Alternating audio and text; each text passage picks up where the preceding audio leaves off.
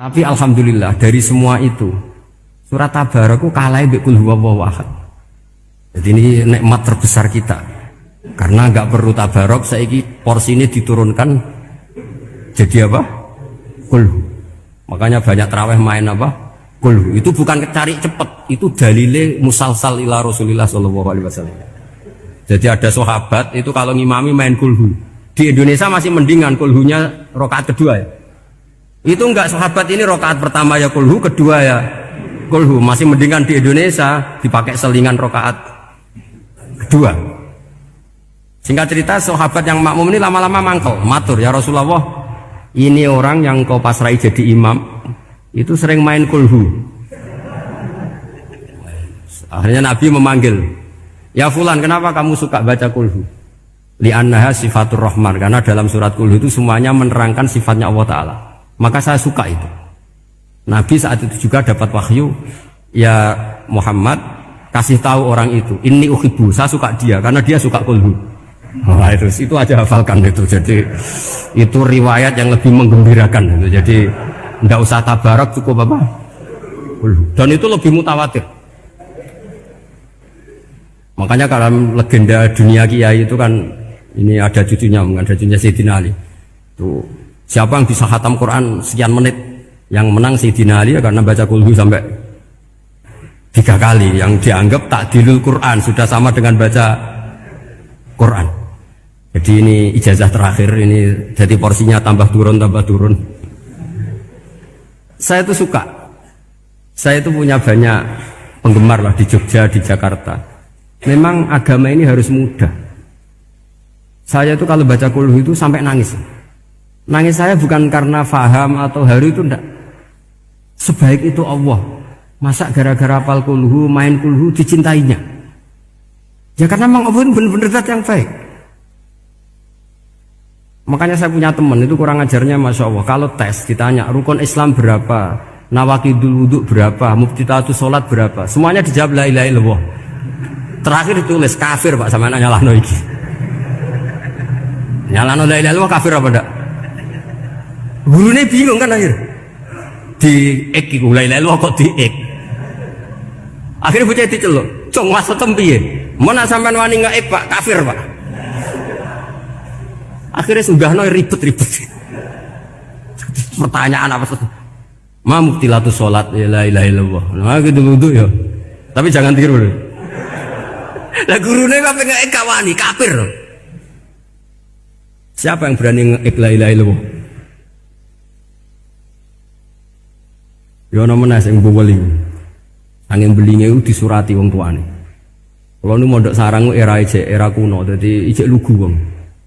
Surati wong tuane, kowe gak susah, wong tuamu disurati. Tenang ya Gus, bapakku buta huruf.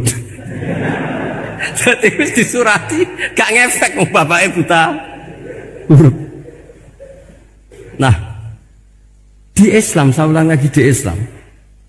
Dengan tanda kutip kesalahan-kesalahan kecil gini ku zaman Nabi, sahabatnya Nabi, iku kabeh udah berkah.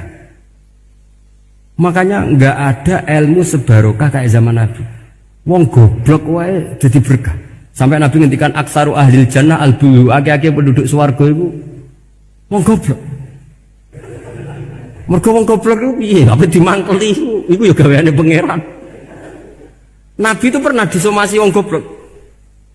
Itu ya piye? Nabi kan cerita kiamat tuh gini. Yang kemarin enggak jadi itu. Kiamat di Indonesia kan berapa kali ya? 999 terus 2000 berapa? 12 terus Jumat apa kan sering mau ada kiamat tuh. Saya sering ditanya tamu, Gus, ngenteni kiamat teng putih. Entah ini ngene barang aku aneh-aneh. Ngkarwan layak alamuha illahu bokas bakas. Nak misalnya tenan piye Gus? Ya tenan sing entek kowe sik, anak aku gak. Wah sesuk tajak ngenteni kiamat ora sido kiamat. Aneh-aneh. Saya ulang lagi. Ketika Nabi cerita dasarnya kiamat itu sahabat itu enggak mikir. Padahal mereka orang-orang pinter. Si mikir wong desa, Mas. Ya Rasulullah mata sa'ah. Engkau itu cerita kiamat terus tapi enggak jelas tanggalnya. Lalu itu kapan? Wah, kaget sahabat. Oh, pinter juga. Kalau cerita itu ada tanggalnya dong. Ini kan cerita terus tapi enggak jelas tanggalnya. Apa diamuk wong desa? Ora diamuk mangkelno.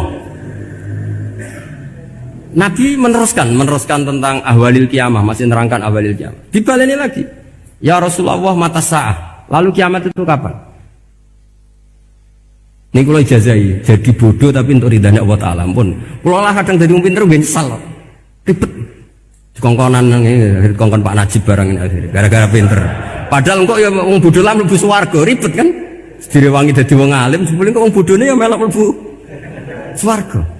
Wong gelombang kedua itu pengumumannya siapa pencinta Nabi, pencinta wong alim masuk swarga. Yang pertama seleksinya agak ketat, yang kedua itu ya muhibbin mun cukup mun. Jadi sebenarnya swarga ya ketemu ngeras jelas-jelas nih. Wah repot ya. Akhirnya ketika Nabi gak jawab, sahabat itu banyak yang analisis kariha maqala, lam yasma, ada yang bilang lam yasma, memang Nabi tidak dengar. Ada yang analisis sami'a wa kariha maqala, sebenarnya Nabi itu dengar tapi gak suka karena pas khutbah diket, diinterupsi. Karena diulang-ulang lagi akhirnya akhirnya Arabi tadi mengulang-ulang lagi, akhirnya Nabi jawab. Karena Nabi itu orang yang sangat pintar, jawabnya ma'atatalaha, kamu kok berani tanya kiamat kapan, persiapan kamu apa? Fawawahi ma'atatulaha kabira sholatin wala siyamin wala kada wa kada walakinni uhibbuka. Cek menang ya, pede. Apa Nabi tanya persiapan saya? Oh, kalau sholat saya biasa kok bangga. Wes wong desa biasa kok. Fawawahi ma'atatulaha kabira sholatin, saya sholatnya biasa, puasa biasa. Maksudnya sing wajib-wajib tok lah, ndak aneh-aneh. Tapi walakinni uhibbuka, tapi saya ini mencintai engkau. Apa jawabannya Nabi? Almar'u ma'aman ahabba. Dan itu melegenda seluruh dunia, baru kayak Bedui. Jadi semua orang yang hafal hadis almar'u ma'aman ahabba atau anta ma'aman ahabba itu barokatuh hadal Badui, karena berkahnya orang Bedui. Dan hadis itu mutawatir karena dikatakan Nabi ketika khutbah, orangnya banyak yang hadir banyak. Barokahnya orang Bedui, gak disopan santun. Mukjizatnya Nabi seringnya gara-gara orang Bedui. Nabi khutbah, wis khutbah cerita akhirat, cerita kebaikan. Ya Rasulullah, khutbah mohon bakas akhirat kebaikan. Sekarang itu tidak ada hujan, halakatil amwal. Sekarang harta hilang semua. Hewan-hewan sudah mau mati semua karena apa? Kekeringan. Mohon jenengan rasa bakas niku pun jaluk udan mohon. Nabi langsung wah langsung udan tuwurs. Nak jari ulama lah Nabi berodok gelos putih udan seminggu nganti akhirnya sapi ini aku gak mati krono kehausan tapi kelentir. Parani nek Nabi nuli ora krasa salah paren ya Rasulullah. Wong kula yo donga udan ben ra mati, saiki mati tenggelam. Mun lereni santai wae. Akhirnya Nabi itu lucu meneh. Allahumma hawalena wala alina Allahumma alal akam wa dzirab terus. Di wong desa. Betapa barokahnya wong desa iki orang tahu. Betapa Rasulullah itu sekali ngendikan alam itu harus tunduk. Jadi min mu'jizati Rasulullah sallallahu alaihi wasallam itu sekali ngendikan alam itu harus ngikuti. Jadi Nabi misalnya ngendikan hujan, itu panitia hujan, malaikat hujan harus nuruti. Nabi ngendikan berhenti juga harus berhenti. Makanya enak jadi Nabi itu, tapi kamu nggak mungkin sudah tutup, tidak ada mungkin. Makanya Nabi itu pernah minta dalam satu maidah, ya fulan saya ambilkan dirok. Dirok itu kaki kambing yang depan, diambilkan. Ambilkan lagi, diambilkan. Ambilkan lagi ya Rasulullah, bukankah kambing hanya punya dirok dua, kaki depan dua? Andaikan kamu bilang iya, maka akan selalu ada dirok selagi aku minta-minta. Karena alam ini akan mengikuti.